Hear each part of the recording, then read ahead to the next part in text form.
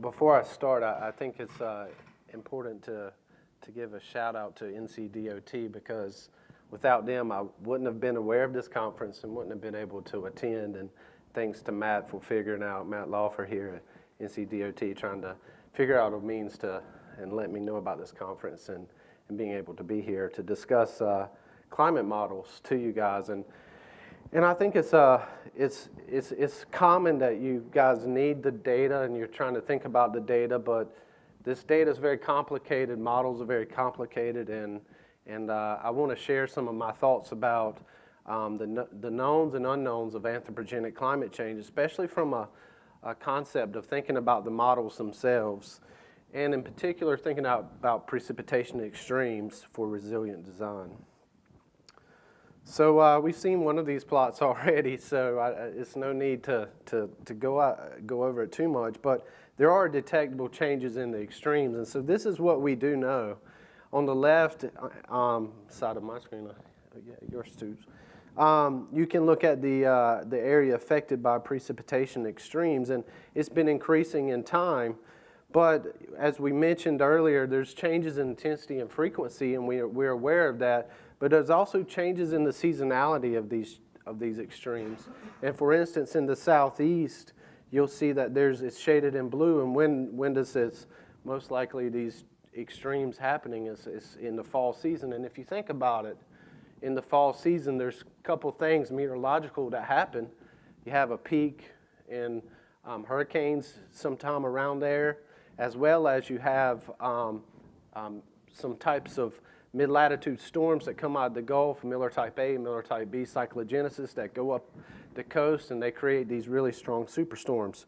So there's actual physical mechanisms behind driving these changes for each of these different regions. And it's important to recognize that these extremes are changing for a reason. And so I want to talk about some of these reasons.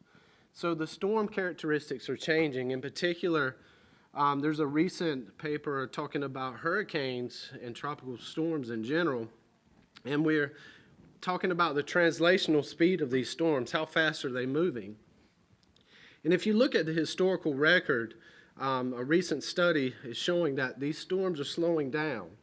And that's a problem when you're thinking about, in particular, for the southeast and maybe even the northeast of the U.S., if these storms are going to stall out and over land, that's a serious problem, and we know that their translational speeds are changing. And then there's other things that are happening. Organized convection, such as mesoscale convective systems, and so that sounds like a complicated word, but basically these are very organized thunderstorms that go across the Midwest, and they originate from the Rockies, and basically what happens in the Rockies is you have an elevated heating source there, and the land warms more than the surrounding air, and then you get some upward motion. And because you have westerlies, and these westerlies kind of push this upward air, and then you get this really organized convection that can happen in the plains. Well, these type of storms are also changing. So the storm characteristics of these organized convective systems are changing. And in the bottom of the panel there is looking at both the intensity and the frequency. And basically, the red lines as you go further up are more recent years, and it's looking at the PDF, and it's kind of showing you, hey, the intensity of these storms as well as the frequency of these storms are changing. So the characteristics are changing over time. So there's physical drivers behind the change. It's just not change is happening. There's real reasons, and we can associate some of these to things we know. So one of the things we all know is that some exceptional record-breaking events have happened in recent years, and Ellicott City, Maryland is probably one of the prime examples that we have. And I thanks to some colleagues at EPA that provided this, but they did a IDF, and they generated an IDF curve for Ellicott City around Baltimore, and then they trying to look at and develop these IDF curves and then see what is the return period for these different types of storms, in particular 2016 and 2018. You're looking at, in 2018, a 1 in 5 million chance of something like that happening. The rainfall rates were exceptional.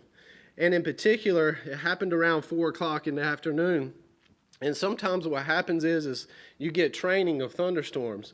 And so one particular location will keep getting a storm passing.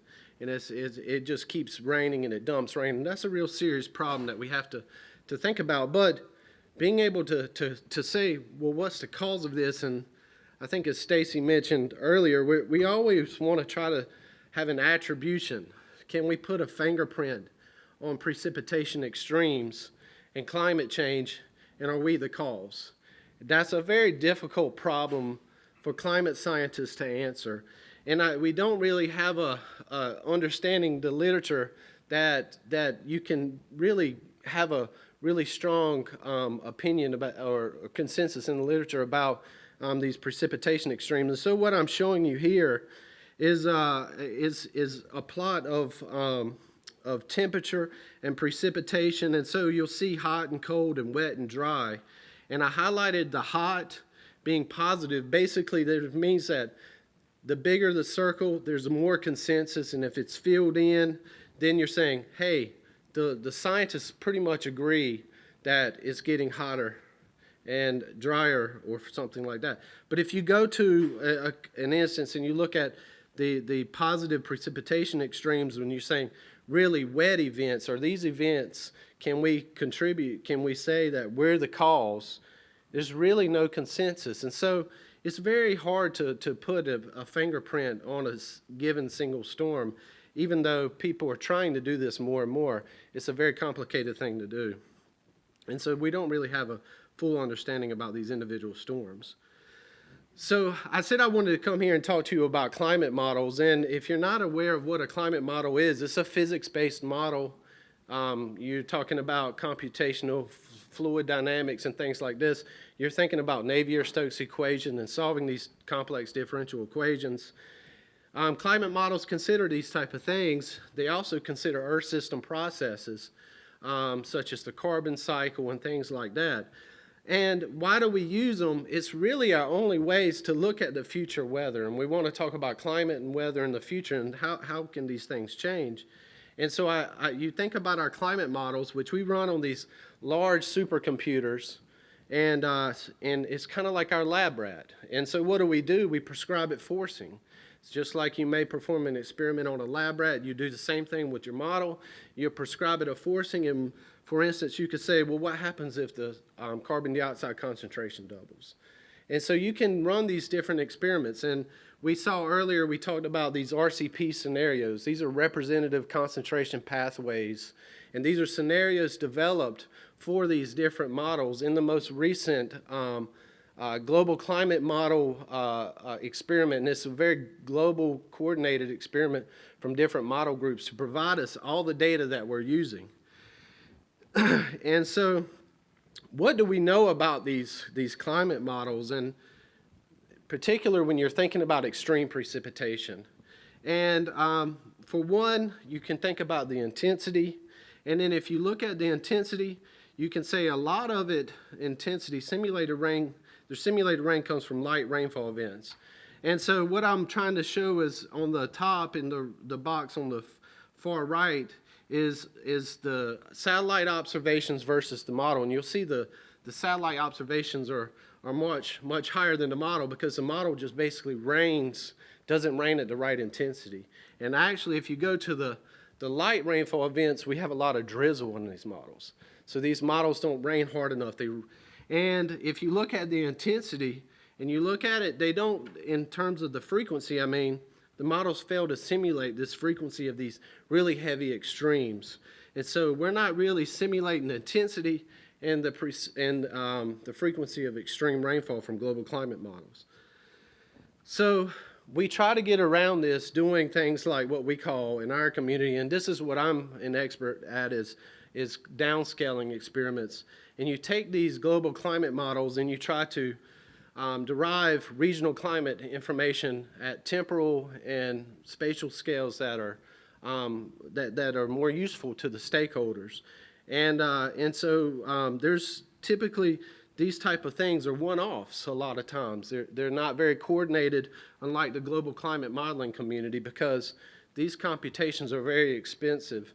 and especially when you're talking about the type of stuff I'm going to talk about with dynamical models versus statistical schemes. So I just said there's two different types. There's statistical downscaling, and then there's regional climate modeling. They each have their pros and cons in terms of it. And if you look at statistical downscaling and getting at the information that you guys want and you want to input and you want to derive these future IDF curves, it's very common practice to use statistical downscaling because you can downscale a lot of different global climate models very efficiently. And so you develop the statistical approaches and you get some higher resolution data. But the problem is that there's stationarity issues, and we know that you can underestimate the peak flood using stationarity issues. There's also different methods for different variables, so there's dynamic inconsistencies in this, and then usually you don't have sub-hourly data. They're usually just daily. And on top of that, you need a good observational network. And luckily in the US, that's a good thing. We have better observational network, but if you go other places, it's even more of a problem to think about these issues. So the other method is regional climate modeling and dynamical downscaling, and that's what I do. And these are process-based models similar to the global climate models, but these are more similar to your weather models that you guys think about. You look at the weather forecast. So we basically take the information from the global climate model and we say, hey, we just want to look at the atmospheric processes that are happening and try to resolve those in a better state. And I'll show you some of that. But the thing about it is we can get at some of the things that you guys want doing these type of methods, such as temporal resolution. But as I mentioned, they're resource intensive, and there's often model biases associated with these different models. So the global climate models typically are very coarse resolution, and here's a land sea mask trying to just demonstrate what a global climate model would do versus what a regional climate model might do, and something that I would be working in. And you can clearly see if you look at, for instance, over North Carolina and South Carolina, you're really not resolving some of the land-ocean interface very properly, and you can actually see the Baja Peninsula is completely missing in the global climate model in this simulation. So these type of models can provide things and resolve terrain and land use and land cover things better. So typically what's been used in terms of generating these future IDFs, and there's a couple products out there. One of them is NYCerta, and it's important to look at what type of information goes into these products. And one of them, this is good thing is they try to use some of the regional climate modeling expertise, but these are still at pretty coarse resolution of 50 kilometers. I'm going to show you why that's a problem when you're thinking about extremes in a few minutes. But then they also use a lot of statistical methods such as delta methods.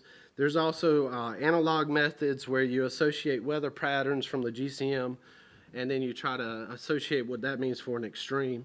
And so, but what I wanted to point out is if you look at the percent change in rainfall from these different methods, the dynamical method is very different from some of the statistical based methods even in this product that they then take an ensemble from it to generate future IDFs.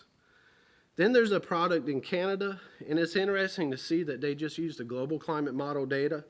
And so this is going to be a problem that I'm going to talk about in a minute, and why we need to think about caution about how we're doing some of this, because how these process-based models and what they're able to actually tell us about extreme precipitation.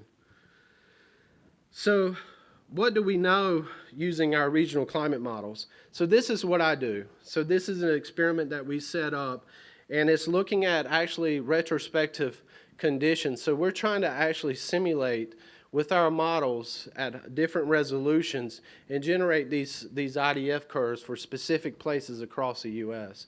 And these are very computationally expensive methods. I mean, you're talking about running on hundreds of processors for weeks to months at the time, and possibly even up to a year.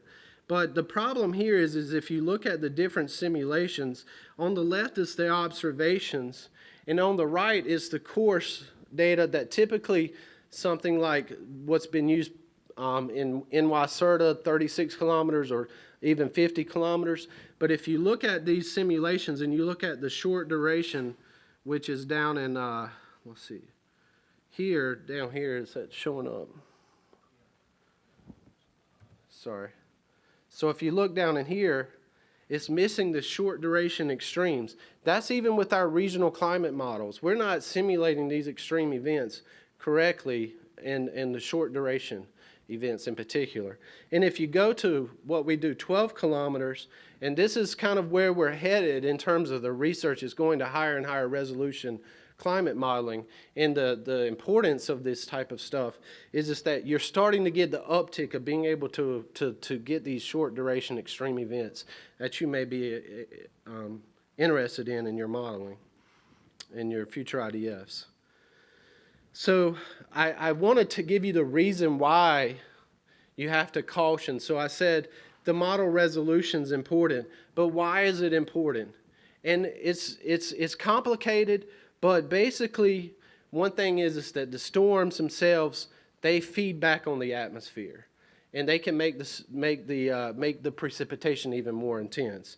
And so what I have here is a pseudo-global warming experiment, and in our field, we get to looking at different types of experiments to be able to get at these future changes. But basically, in a future climate, we know it's going to get warmer, and as it gets warmer, the saturation vapor pressure increases, and so you can hold more moisture. And if you have a mechanism that can squeeze that moisture out of the atmosphere, then you have more rainfall. And so these that's really what we call the thermodynamic end of things in our community. And so when you're talking about temperature and moisture only, and so we take and just look at these future temperature and moisture fields in the future. So we say SST is warmed by 2 degrees C. What does that mean? And we look at and we simulate these with different resolutions. And what I'm showing here is precipitation intensity. And this is for the very intense precipitation events on the far right, where I have in this box here. And then you have 120 and a 20 kilometer simulation. And basically, if you look at the two simulations, that the 20 kilometer simulation is more intense. And the reason why is because this is a winter storm, and at 120 kilometers it's too weak. And what this paper ends up showing is that actually there's processes that happen, and when you have precipitation, you have latent heat release. Latent heat release feeds back into the storm and creates the storm to be even stronger. So there's actual processes and reasons why these things are important, and going to higher resolution is important for precipitation extremes. So what else do we know? If you take these pseudo-global warming experiments, which is basically just looking at temperature and moisture changes in the future climate, and you look at it, you can actually do a case-by-case type of scenario, and you can say, what would Hurricane Sandy look like in the future? And so this is from Professor Gary Lackman. He's also at NC State, and he's trying to show here that if you look at different simulations in different time periods, if you look at the past, the current, and a future climate, and this is an aggressive greenhouse gas scenario, that Hurricane Sandy intensified much, and it was a much stronger storm. And so strong hurricanes are likely to become even stronger with more intense rainfall in the future. There's also another product that I think is pretty important in terms of pseudo-global warming experiment, and it even goes down to finer resolution of 4 kilometers. And basically what happens is as you go to finer and finer resolution, you're starting to get the uptick in the precipitation intensities. And this is pretty important. And I think that we have to think about how we can use such experiments like pseudo-global warming experiments in our type of design. I think that they're pretty important, and they address a fundamental problem in terms of looking at the contribution of temperature and moisture changes in a future climate and being able to see what that means for future precipitation extremes. But there's an experimental caveat. My title had caveat in it, and that these are experiments and they're not perfect, and we know they're not perfect. And I talked about there's different fundamental mechanisms talking about climate change, and I said one of them is thermodynamic, the temperature and moisture.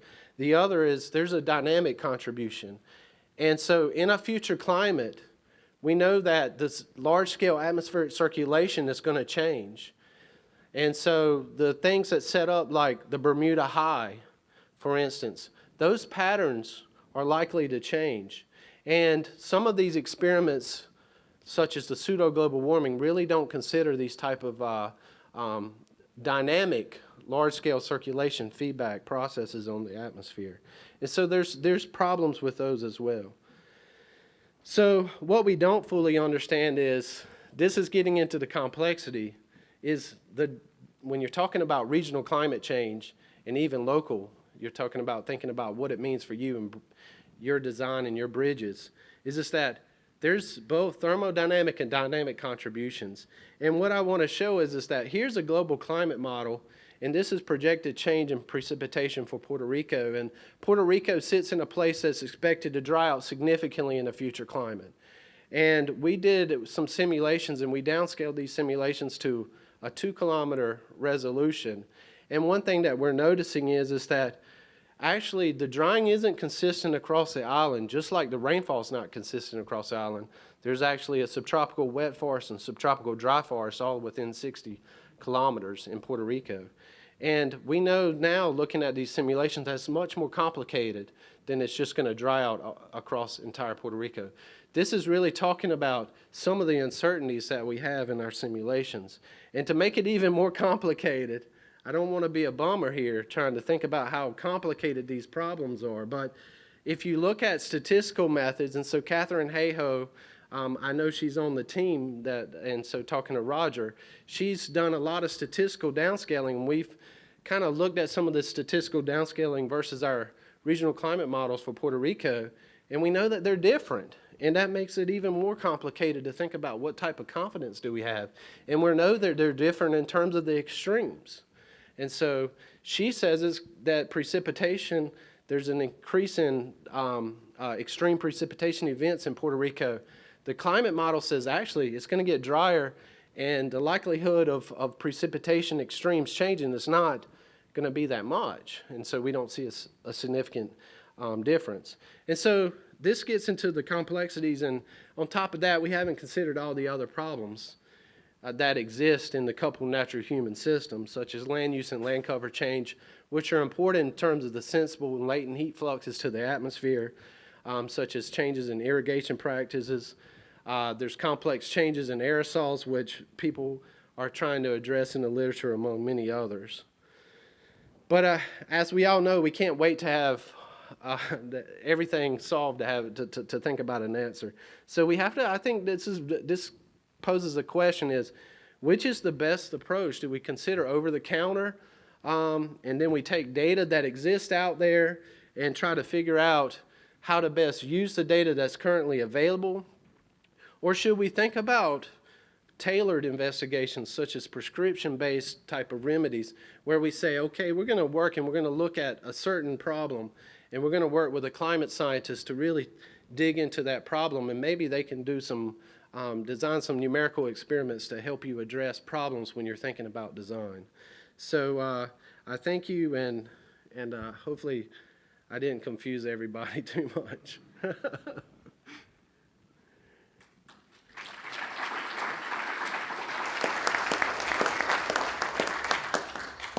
Questions? We've got a climate modeler here, so fire away. Go ahead. Can you go back to that slide where you said extreme events are not captured for short durations? This one. Yeah. Would you say that extreme events are captured for at least the 24-hour or the I would say yes. I think that's I would say with the resolution that we have, that if you're looking at daily, that's okay. But when you go sub-daily, there's a serious problem, a serious limitation. And of course, this is very site-specific too.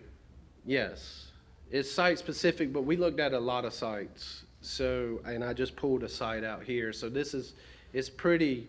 we know that the models are not really simulating precipitation intensity subdaily correctly. A daily, you think it's good.